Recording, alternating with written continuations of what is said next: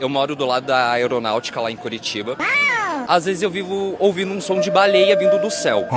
Aleatoriamente. Eu fui pesquisar e acabei vendo que toda vez que um avião passa por uma corrente de ar, ele acaba soltando o som de uma baleia. Então, tecnicamente, pode-se dizer que o avião é a baleia do céu. Aí agora, cadê as pessoas que falam, não existe baleia no céu? Como é que é? Toda vez que o avião passa por uma corrente de ar, ele faz o som de uma baleia. Igualzinho. Mano, pior que deve ser muito bizarro pra você. Eu imagino, se eu tivesse ouvindo isso, eu ia ficar maluca. Eu ia ficar, mano, que Não, toda vez eu acordo, às vezes eu olho assim pro céu, assim, vejo um avião passando e soltando aquele som da baleia, assim, no fundo. Você fala que você olhar uma baleia no ar. Eu vi um vídeo falando sobre, eu falei, não, deve ser coisa da minha cabeça, não tem nada a ver, um avião fazer um som de uma baleia. Apareceu o vídeo anos depois, só pra confirmar que realmente era verdade.